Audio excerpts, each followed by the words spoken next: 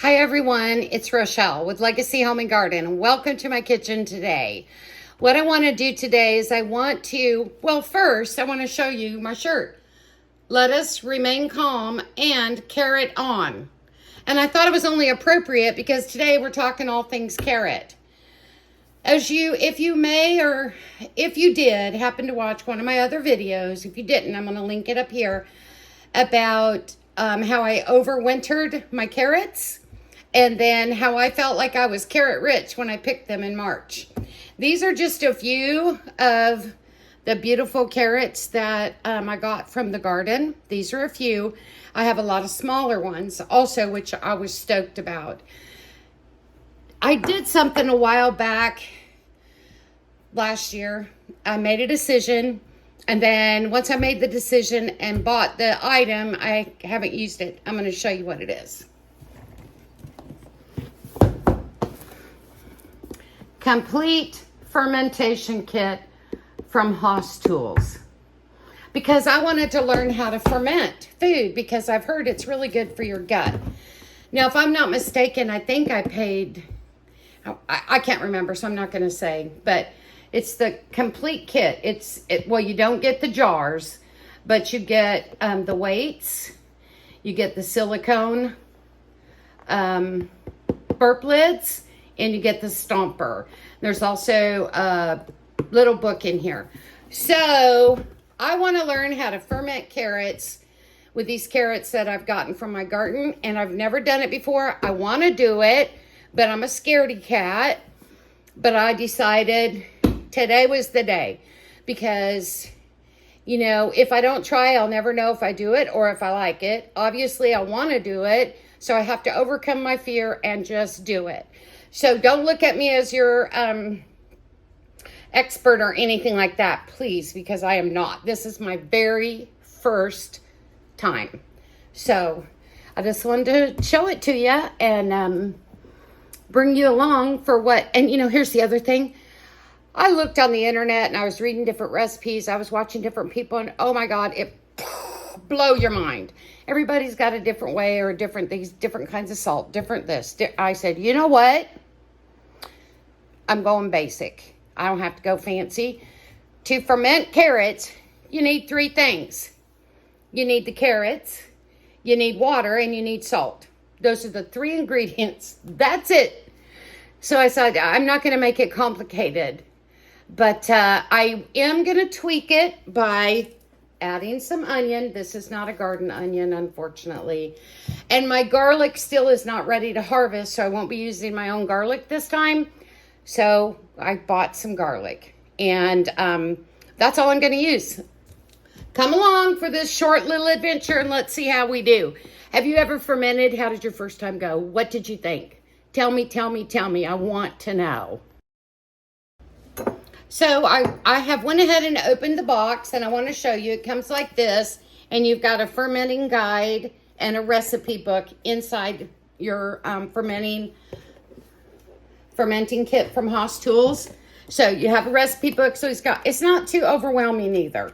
A lot of people ferment sauerkraut, and I'm not a sauerkraut lover, so that wouldn't be for me. But what you have here these are called Pickle Pebbles. Okay, it's a weight. And what they say about this, I'm just going to read it to you. It says Pickle Pebbles are pure glass weights, and that they're made from the same thing your mason jars are made from. These are to put on top of your food in the jar to make sure it stays below the water. I got that part figured out. Then what you have to do is you have to use what's called a pickle pipe. This is a silicone lid that sits on top of your jar like that. Okay, now what it's got, look, it's got a little hole right there in it. Okay, and it says right on here, you want to wash these before you use them, and you want to pinch it open before you use it for the first time, and then you don't have to worry about it anymore. What you do is that during the process, when this is on here, this will automatically expand and contract as it needs to let carbon dioxide out, but not let oxygen in. So in the old days, you used to have to come along and burp your cans and stuff. Well, with this, you don't have to do that, okay? And then you've got your lid, okay? Just your regular canning lid. So what I'm gonna do, oh, that's a tea bag. Because one of the shows I was watching said something about putting a tea bag in the bottom, but I'm gonna take that out. Is that you slice your carrots and put them in your jar, okay? Then you cover them with water and salt, and also onion and garlic, which I'm gonna do. And then you put your weight on it, then you put your thing on it, and then you put this on it, and then you let it set. You don't want to open this up during the fermentation process because that lets oxygen in. The oxygen in, from what I understand, can decrease the good bacteria and increase the bad bacteria and cause a film or scum on it. So you don't want to do that. But you want to probably go about 3 or 4 days, and then it should be okay. And if you taste it and you don't like it, or it's not sour enough or whatever, you just let it sit longer. But once you open that, then you're letting that bacteria in, or that oxygen in. So once you open that, from what I understand, you don't let it sit that long. The other thing you get is your stomper. Okay? This is a stomper, and it's called, the official thing it's called is a pickle packer. And I know it's because when you get your foods and stuff in here, so you can just really press them down. Probably more for like sauerkrauts and leafy vegetables, things like that. Carrots, I'm going to be just like pressing with my hand. But this, I could see it could be a great tool. So when you order your fermentation kit from Haas Tools, you are going to get that instruction booklet along with recipes. You're going to get your 4 weights, and you're going to get your 4 different silicone, or what do they call them, pickle pipes, and your stomper or the pickle packer. So that's what you get in the kit. Let's ferment some of these carrots. Hey, okay, here's a couple things I want to tell you that I've learned. One, they say don't use chlorinated water. So instead of using my tap water here, I'm going to get my water from my well, which is great. So I'm going to use my own well water. And they also say about the salts. They say don't use a regular table iodized salt. You can use a pickling salt. You can use a sea salt. What I'm going to use is pink Himalayan.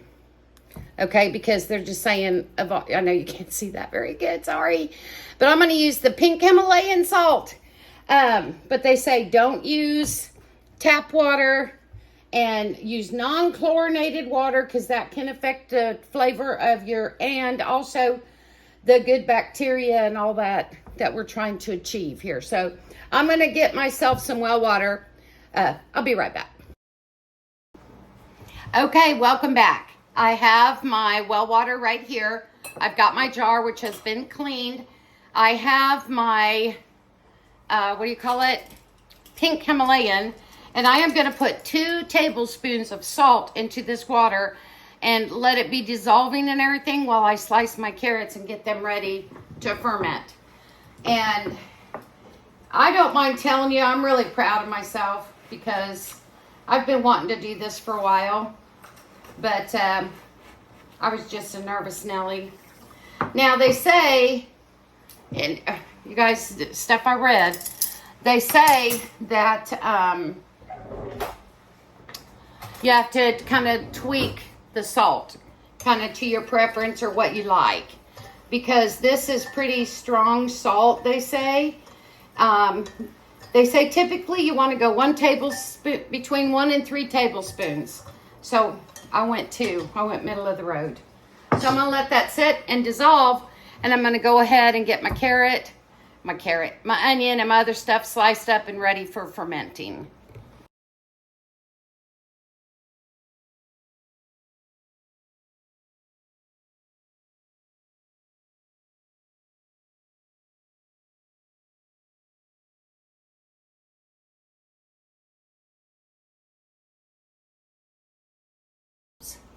Okay, everybody, I've started packing the carrots in my jar.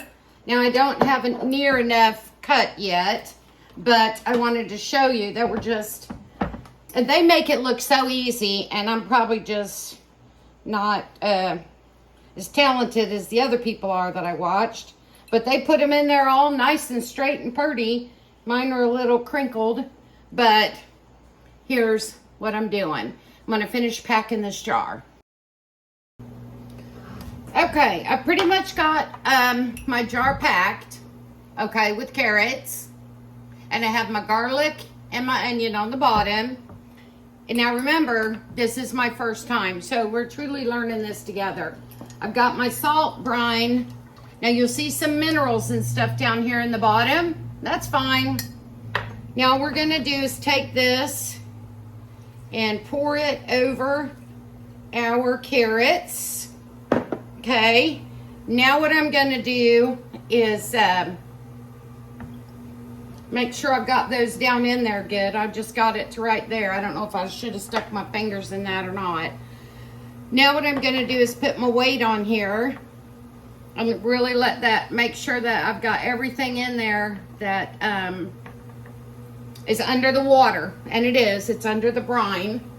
Now what I'm gonna do is, sorry guys, gotta move you here to the carrot bowl or something.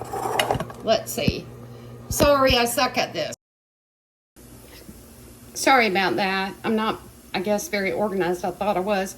Now I'm going to take my, what do they call it? Pickle pipes. And I'm going to put that right on top like that. Okay? Then I'm going to take my lid and just going to screw the lid on. I hope. Yep, there we go. That's it. So now we should, from what I understand, see bubbling and all kinds of stuff start coming up while it's fermenting. And we should be able to just let this sit for about 3 to 5 days. And then it should be still crispy. It should be a nice flavor. If it's not the flavor that I like, I want it a little stronger or more sour, I can let it sit longer. But that's it. So I will do a follow-up video to let you know how these turned out. Thanks for tuning in. I'm sorry if it wasn't extremely educational, but I tried. This is my first time. I'm sure I'm going to do it again. Hey, it's Rochelle, Legacy Home and Garden. I just wanted to add a couple of things. I'm only doing one fermented carrot because I don't even know if I like it. Okay, I think I will, but I don't know. So the worst thing I can do is make a ton of fermented carrots and then not end up liking them. I have to find out, was that the right amount of salt for me? Do I like it with onion and garlic? Would I prefer it with just onion? Would I like it with pepper? Just different things like that. So I just did the one. I don't want to waste anything. So I'll know in about 3 to 5 days whether fermenting these carrots is for me or not.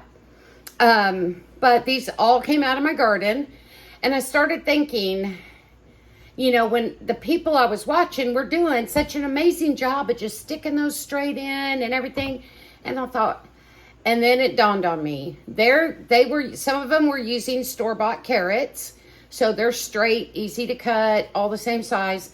I was using garden fresh carrots, so big difference because you have a little bit different sizes and things like, but that's fine with me. I don't care. Okay, now what I'm going to do with the remainder of my carrots, some I'm keeping fresh in the refrigerator, and I have a sink full of smaller ones that have been cleaned and ready to go. I'm going to blanch those and get those in the freezer. Hey, just real quick, I want to wrap this up by saying, right after I finished this video, the very next day, morning, I received a call and I had to leave the office and fly out to an emergency. And I ended up being gone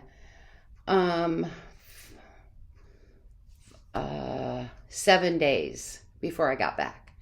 So on the 8th day, I went in and pulled the carrots out. So I really only wanted to go 3 or 4 days. And the reason I wanted to do that was because I wanted to try that crunch. And I was afraid if I let them sit more than max 5 days, the flavor might be too strong and they might get soft.